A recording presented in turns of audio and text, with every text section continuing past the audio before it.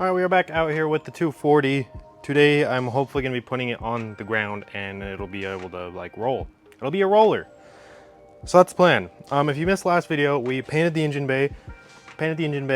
We patched all the rust back there, and we started putting stuff together. There's the subframe, and that's about it. The bash bar. So today we're gonna be putting on the front suspension, the rear brakes and rotors, and should be able to put the wheels on. And that means we can put the car on the ground and the car can move. That's what a roller is. So that is the plan for today. We will see what happens. This is a Sunday, so we'll see what happens. All right, so we got these piece of shit struts put on in the last episode. I don't plan on keeping these struts for very long. They're shitty little eBay coilovers, DNA motoring. I need to get this collar down here. I don't know why it's up there. These are the ones that came on the car, so whatever's wrong with them, I didn't do. We already have our lower control arms on. These are modified OEM lower control arms. They have GK Tech spherical bushings on them, and then 20mm Villains spacers that I welded on myself, as well as GK Tech ball joints. These also aren't going to be staying on the car very long. I think I'm gonna get the GK Tech's like adjustable control arms, and I also ran into a few issues with these, and I don't really want to run them. So these are gonna be temporary as well, but they're all nice and powder coated. They've kind of fucked up from putting the ball joints in, because the ball joints didn't go in very easily, and that's one of the main things I don't want to keep these for, because I don't trust the ball joints. Now here is the knuckle. These are brand new 5-lug swap knuckles from 240swap.com, I think is what they're called. Modified knuckles, probably not modified too well. And then we have the OEM hardware zinc plated. So we're going to start off with putting on the knuckle. This knuckle has actually been on the car before already when we measured for our wheels, which you should be seeing sometime soon in a upcoming video. Come on. Oh, I almost got it. There we go. Come on. There we go. All right. We got the knuckle on and the lower control arm on in a few videos back so we can measure for wheels. But only this side we put on. Come on. There we go. So now we are permanently putting these on. These aren't coming off at this point. So that's cool. It's cool to see. All right. Oh, man, I'm getting old.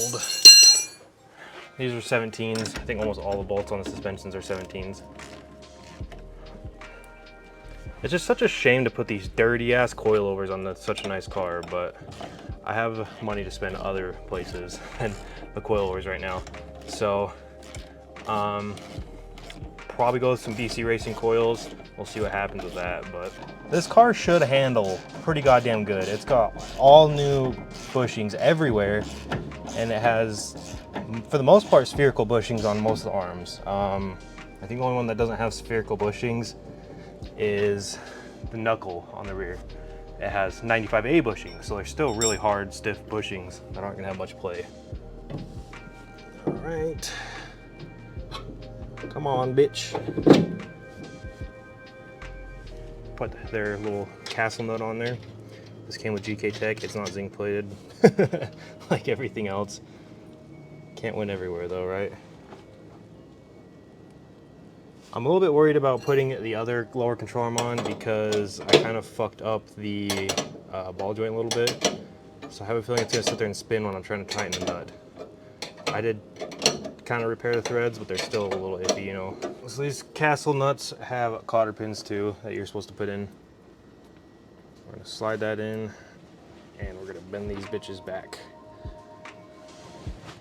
This is so the nut can't fall off, no matter what happens. Not no matter, if you fucking hit something, it might just like snap off, but boom. There's that. We need the tension rod and the power brace, which is gonna be a whole nother thing. So, right. I don't got very much room over here. Again, the collar's all the way at the top for some reason. Oh my God, this knuckle is so fucking heavy, dude. I wonder if somebody makes like an aluminum knuckle or something. I know you can get crazy knuckles from like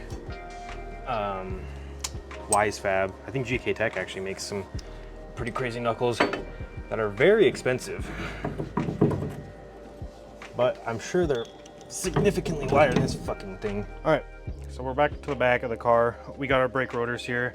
These are Roku brake rotors. They were fairly cheap, but I don't think they're gonna be that bad. We'll see what happens. But these actually fit. That's what's important. The last rotors we had didn't fit, so these actually go on and everything. But what we're gonna do, we also have, oh, I said Roku. It's Roku, my bad. I got the brake pads as well, which I don't plan on keeping the brake pads this brand, just because when we actually make more power with the car, I want better rotor or better brake pads. But with the stock KA in it, it's gonna be fine. So I'm gonna put the brake pads in the caliper first. I know you can do them pretty easy with them on the car, but I figured we're here, we might as well just do it like this. So these rotors do have a side, so this is the left side rotor, and the reason they have the side is because of the grooves in it. I guess you can't like these grooves right here. But it doesn't look like these pads have a certain side, so we don't have to worry about that. Take these pins out.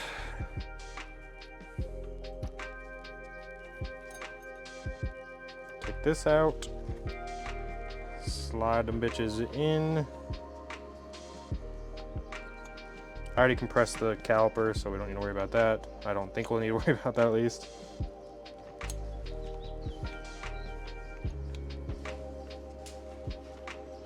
There we go.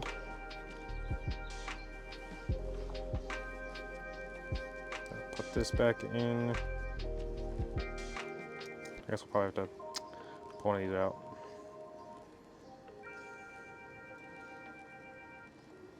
Like that.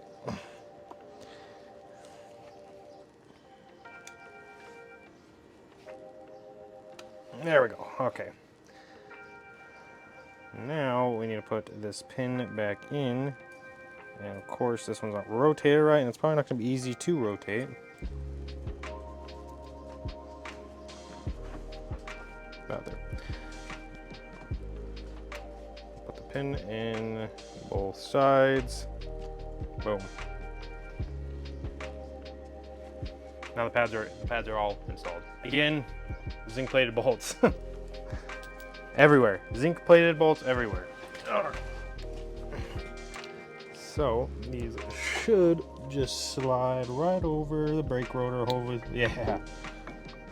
Ugh, I inhaled some shit. Son of a bitch. Ugh. All right, these are pretty big. They're 17s. Come back here. All right, so I'm already seeing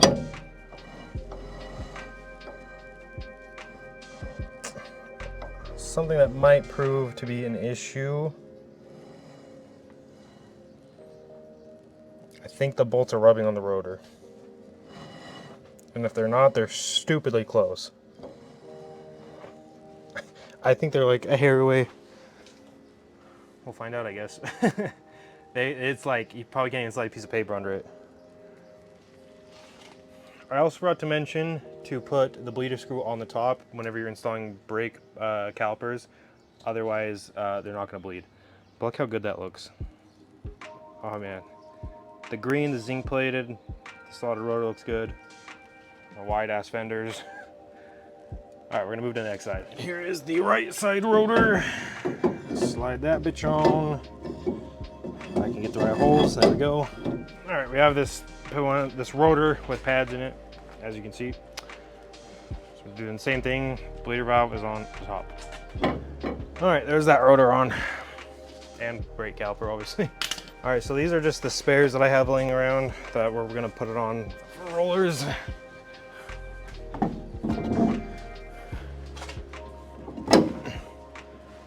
These are fucking big sons of bitches. They like barely fit. So these are the tires that are gonna be on the car for a minute. We do have our wheels currently, but they aren't going on the car until the car is done basically. So these are gonna be what's on it until that point. But they're just some ESR wheels. I think they're 18 by 9.5, which they barely fit. but they look sweet. I mean, the wheels are okay, but the rotors and the brake calipers look sweet. All right, so now we're gonna be throwing in the power steering rack. I cleaned it up a bit, but here it is. I already put these stainless lines on it like 5 years ago. But I cleaned up a little bit, made it look a little nicer. This is probably something that's gonna get replaced sooner or later as well. Just a matter of when. These are the type of bushings we're running. They're energy suspension polyurethane bushings. There's these little rubber bushings with some slots in them. That way you can slide them over the rack. So whenever you're installing polyurethane bushings, you want to grease them up. I just have this silicone lubricant type shit. All right, so we have this bushing too. There's two different ones. I think one one's a little bit thicker, so I don't know which one we really need. I'm just gonna slide this one on though. That doesn't fit very good, so we might need the other one. See if this one fits any better without knocking the power steering rack off. It seems to be a little harder to get on, so that's a good sign, I guess. Got silicone all over my hands. All right. Ugh. Holy shit. Okay. So we have the brackets right here. They're freshly powder coated with zinc plate hardware. I'm starting to sense a theme here, right? Bro, I'm sweating everywhere. All right. The steering rack's on. I hope it's on at the right angle, but it is on. We'll have to find out later when we put the steering column back in. All right, so these are my Phase 2 Motorsports tie rod inners and outers. So I need to kind of figure out how to put these on. Obviously it's gonna thread into here, which we do need these brand new OEM Nissan boots that I bought 4 years ago. All right, so my camera overheated, so I just figured out the other side while it overheated. So I know how to do this side at least. So I'm gonna put Loctite on the threads that go into the power steering rack. Just blue, not doing anything fucking crazy. We have a steering rack spacer on there as well, or not a steering rack spacer, but a outer or inner tie rod spacer. Christ. We are just going to thread this on there. We're gonna take this adjustable wrench right there-ish. We have to take this off.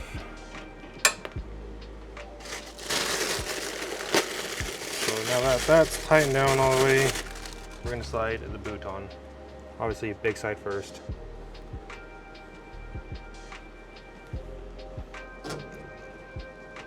All the way down until it won't go any farther. And I need to get up. I'm trying to hurry before the camera overheats again. So they just give you this little wire right here, which I think is kind of dumb, but just slide the boot over the rack. It was so much easier on the other side. Oh, there we go. Take a wire, wrap her on around. Get along the groove if I can. Twist it, take some pliers. I can get the pliers on there. Twist it with the pliers to make it tighter. See if I can even spin it, which I can't. So that's good. So that's the boot done. So now we need to do the tie rod, outer tie rod. I'm gonna screw it on about there.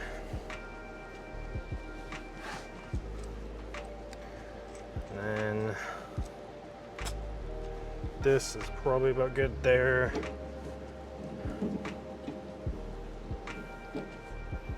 Obviously I'm just doing like an eyeball alignment. Okay, so this is the part that's a little bit more complicated. This is what the tie rod goes into the control arm on, or the knuckle on. So, to get these nuts off.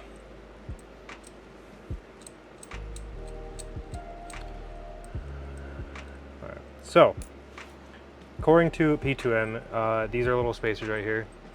So you can take them off, and that's factory, or that's a 5mm roll center corrector, and this is 15, or you can do 10. I'm gonna do 15. I'm not sure really how it's gonna make the car act. We might change it later on, but I'm just going 15 millimeters roll corrective. I actually have to put it on this one first, just so we can angle the ball joint in there. Put this nut on the bottom.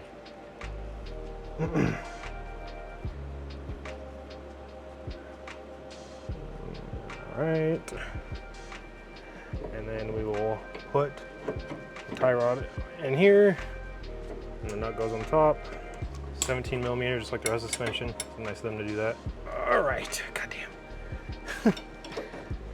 These have the castle nuts again, so we're putting cotter pins through them. So we need to see where the hole is at. I can't really see this one. I have a toolbox right behind me. Need to go a little more.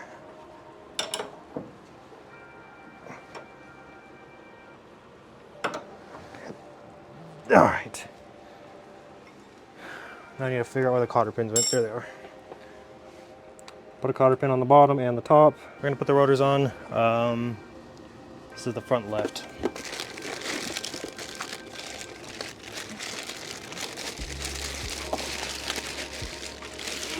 Slot it again.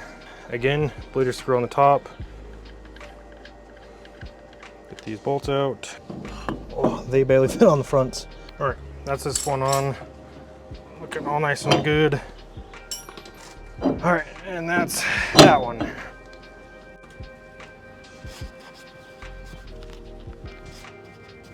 The car is now on the ground, so we accomplished our task. We got our nice cleaned up steering rack on there, front subframe, not so nice tension arms, so it's looking good. Got the brakes on, all the brakes are on, the wheels on. This wheel's fucked up, don't worry about that. These aren't the wheels that are staying on the car, these are just the wheels for the roller. These though, that's like perfect spec for a stock body S13.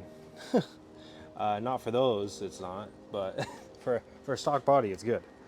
But the car is on the ground for the first time in like 3 years, so this is great to see. I love seeing this. Now we need to sand this. This all needs to get sanded down, primed, all that fun stuff. So that's our next task that we're gonna start doing right now.